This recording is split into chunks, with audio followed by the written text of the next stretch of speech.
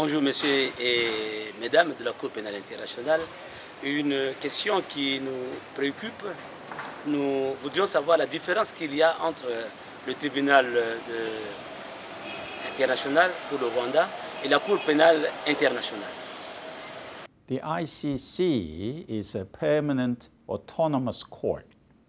La Cour pénale internationale est une juridiction autonome de caractère permanent. The ad hoc tribunals Elle a été créée par un traité international, tandis que les tribunaux spéciaux pour l'ex-Yougoslavie et pour le Rwanda, de même que d'autres tribunaux du même type, créés dans le cadre de l'Organisation des Nations Unies pour connaître de situations particulières, ne disposent que d'un mandat et d'une compétence limitée.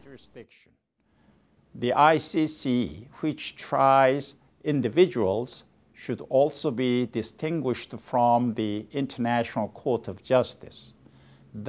La CPI, qui juge des personnes, se distingue également de la Cour internationale de justice, l'organe judiciaire principal de l'ONU, qui est chargé de régler les différends entre États.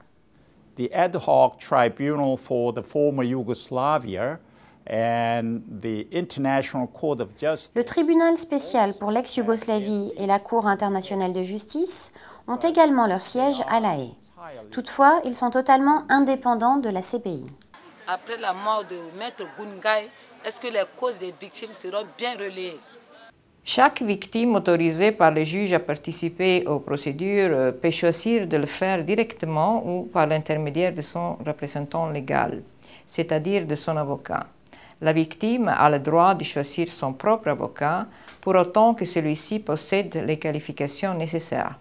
Le greffe de la CPI aide les victimes à trouver un représentant légal en leur fournissant une liste d'avocats qualifiés. Pour les victimes ne disposant pas de moyens financiers suffisants, la Cour accorde l'aide judiciaire. D'autre part, il existe également au sein de la Cour un bureau du Conseil public pour les victimes qui est en mesure de représenter gratuitement les victimes et leur fournir une assistance juridique. Durant l'audience de confirmation des charges contre Jean-Pierre Bemba, la défense a exhibé des éléments audiovisuels. Nous voulons savoir quelle portée le bureau du procureur porte à ces éléments. Pendant l'audience de confirmation des charges, beaucoup d'éléments de preuve ont été montrés. En particulier, la défense a montré ces images de Jean-Pierre Bemba acclamé, applaudi, lorsqu'il est arrivé en République centrafricaine. Et donc, il est présenté comme un libérateur. Qu'est-ce qui fait la différence, en fait, entre un libérateur et un criminel devant la Cour pénale internationale?